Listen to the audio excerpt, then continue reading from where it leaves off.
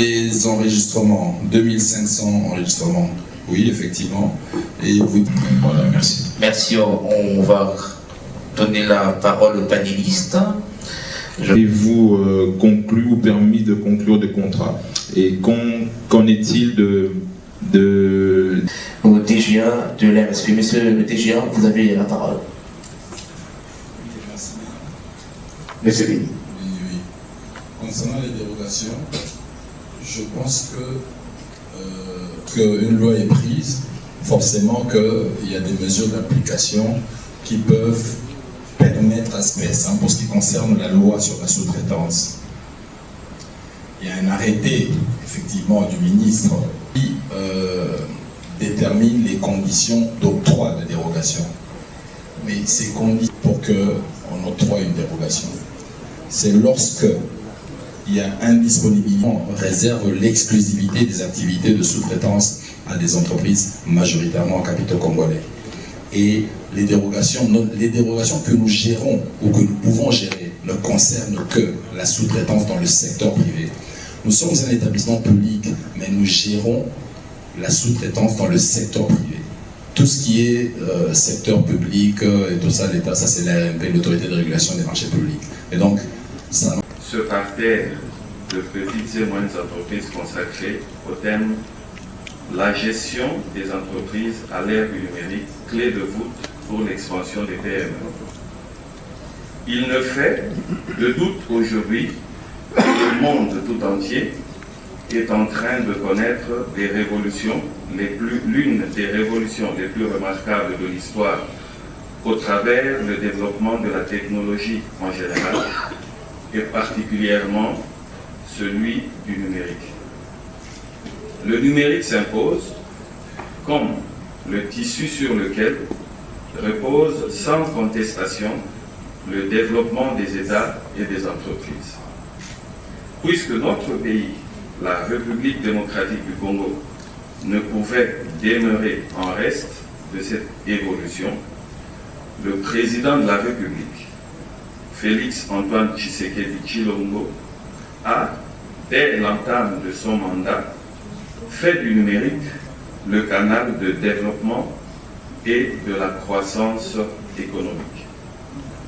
Cette volonté, matérialisée par bien des actions, a également pris corps dans l'institution d'un ministère entièrement et totalement dédié au numérique dans le gouvernement Samankonde Kyenge, avec entre autres pour mission la promotion de la transformation vers l'économie numérique et le développement de l'innovation nationale, le traitement des questions relatives à la transformation et à l'économie numérique des entreprises et des acteurs du numérique, la création d'un identifiant unique et sécurisé des citoyens et des entreprises en vue de constituer des bases de données fiables sur les citoyens, gouvernement et e-administration, j'en passe.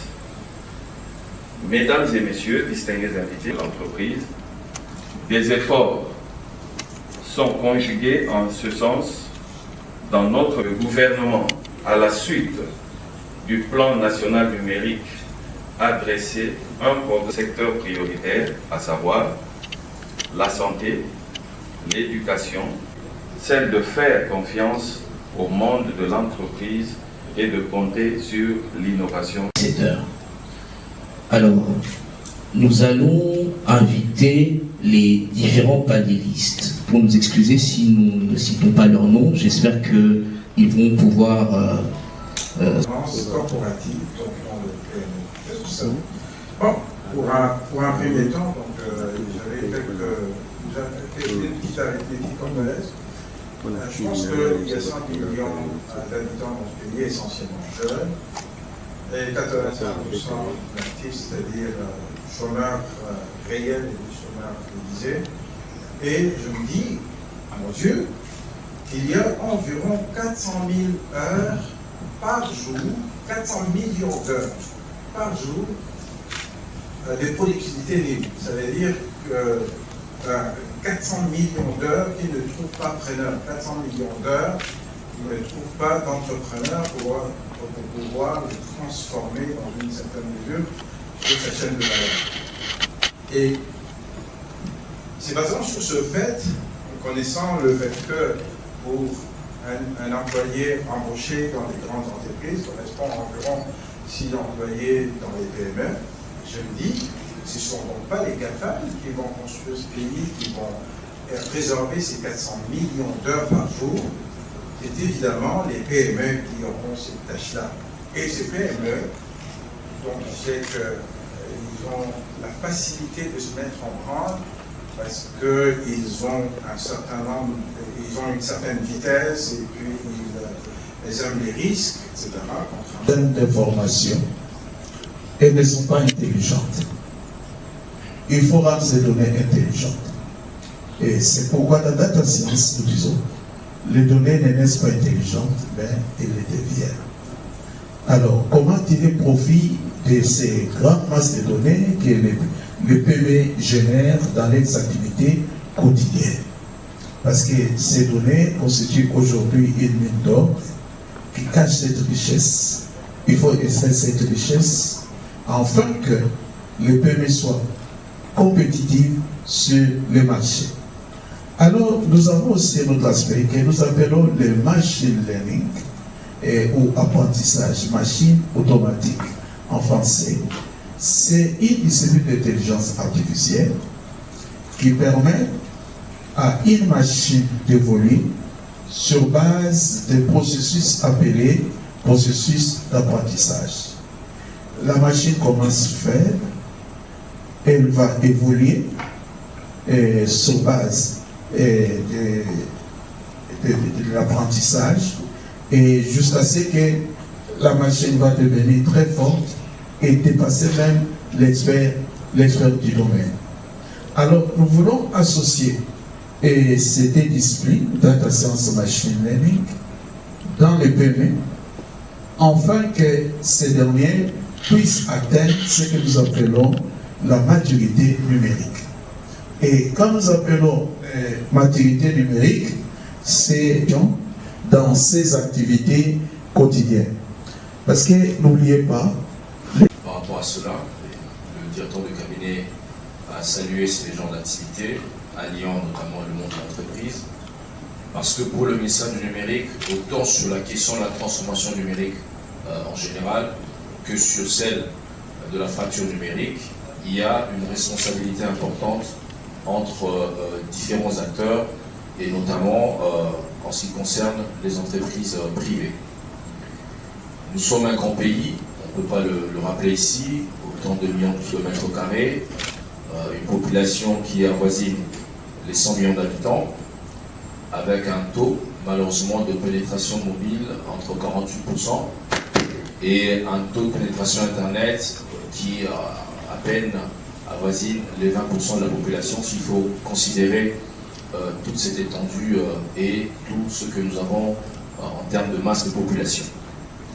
Donc effectivement, même dans ce petit pourcentage tant de pénétration mobile que de connectivité Internet, il se dégage que dans la grande carte de la République démocratique du Congo, la connectivité repose sur quelques grands centres.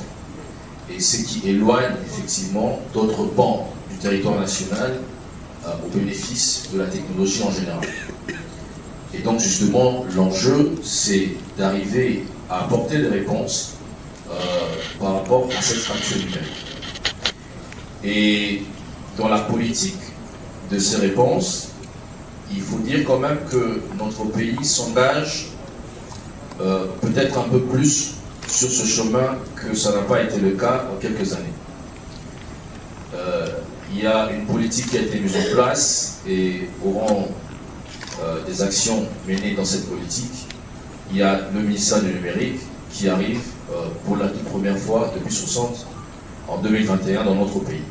Je sais que dans la pratique, bon nombre d'entre nous sont très rodés dans les usages de la crypto. Mais d'un point de vue institutionnel, pourquoi est-ce que notre pays n'arrive pas à ouvrir ou à s'ouvrir sur la crypto-monnaie? Eh bien, c'est en raison de la circonstance ou des circonstances qui intimement se rattachent à notre système de finances. Et à ce sujet, vous verrez que dans les instructions de la Banque centrale du Congo, qui est le régulateur du marché financier, du secteur financier,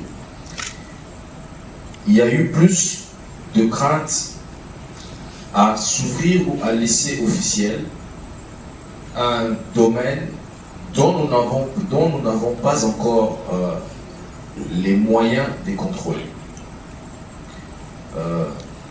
Moi, j'ai une casquette de pratique professionnelle parce que je suis avocat et aussi de recherche sur cette question. Vous voyez par exemple les circonstances qu'on a eues tout récemment où on avait un prestataire de crypto-monnaie qui faisait appel public, collecter l'épargne du public. Or, la collecte de l'épargne est une situation, est une matière réglementée. Les banques payent beaucoup d'argent en termes d'abord de constitution de société en droit congolais, parce que vous devez obligatoirement être une société anonyme, ce qui veut dire que vous devez avoir un capital minimum. Si vous n'avez pas ce seuil minimum de capital, vous ne pouvez pas vous constituer en société anonyme parce que les services bancaires l'exigent. Donc vous devez absolument être une SA. Mais en plus de cela, vous devez faire un fonds de garantie auprès de la Banque centrale pour assurer ce qu'on appelle le facteur prudentiel. C'est-à-dire, demain, vous pouvez avoir des problèmes, mais vous devez, vous, banque commerciale, avant d'opérer auprès du public, ouvrir un compte à la Banque centrale et vous devez déposer une caution. Et cette caution était avant de 30 millions de dollars, aujourd'hui elle avoisine 50 millions de dollars. Et donc vous voyez comment les acteurs traditionnels du secteur financier sont soumis à des règles de contrainte et de contrôle. Il suffit qu'une banque commence à déraper sur ses fonds ou sa relation avec les clients, la loi autorise la Banque centrale à éditer une administration provisoire. C'est-à-dire, demain, la Banque centrale vous envoie les administrateurs, vous étiez DG de la banque, vous n'êtes plus DG, parce qu'il y a des problèmes, c'est un délégué de la Banque centrale qui désormais gère votre banque. Et donc, vous verrez que à côté de tout ce mécanisme, un monsieur qui se positionne, il vous dit voilà, avec la crypto, vous avez à la banque un taux d'intérêt de 4% l'année. Chez moi, en 2 semaines, vous avez 18%. Et si vous ramenez 2 personnes, vous êtes à 22%. Si les 2 ramènent 2, ils sont à 32%. Et ainsi de suite. Ça fait rêver. Et donc, puisque on contrôle les banques qui sont soumises à des règles strictes, on ne sait pas contrôler la crypto. Tant d'un point de vue institutionnel, et peut-être que d'un point de vue technologique. Et je pense que lorsque l'on regarde le paysage financier de notre pays, peut-être qu'on ne sera pas toujours dans la position actuelle. Parce que je pense que pour l'accepter officiellement, il y a des préalables. Et tant que les préalables ne sont pas réunis par notre pays, il n'y a pas de risque à prendre, surtout sur cette question qui est une question financière, en l'occurrence une question hypersensible. La deuxième question sur les data centers. On n'a pas eu l'occasion de faire tout le développement, alors sinon on aurait organisé un événement pour présenter les activités ou les projets qui sont menés par le gouvernement, notamment par le ministère du numérique. Le ministère du numérique ou le gouvernement. J'étais vraiment très heureux de participer à ces forums de partis. Ce que a apporté Anandec au cours de cette journée, c'est de dire qu'effectivement, Anandec a été créé pour informer. C'est une agence pour le développement de l'entrepreneuriat. Donc Anandec a le rôle d'informer et puis de former. On a senti tout le long de ce forum que beaucoup d'entrepreneurs avaient ce souci-là de formation.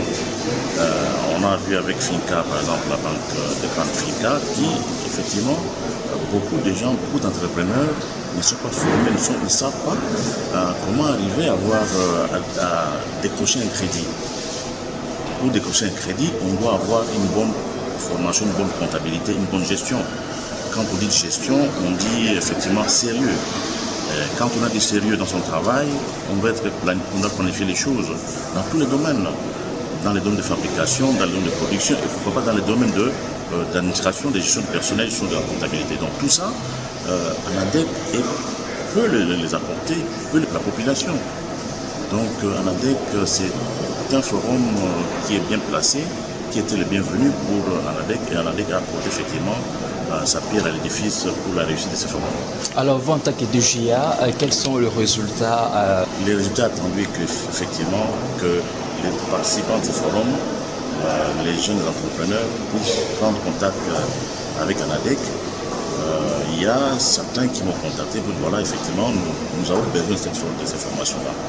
Bien sûr, on ne saura pas le faire tout de suite, mais nous avons le ferme espoir qu'effectivement, avec les contacts que nous aurons dans les futurs avec eux, on va donner des stratégies de financement pour permettre à ce que la RDC crée des champions.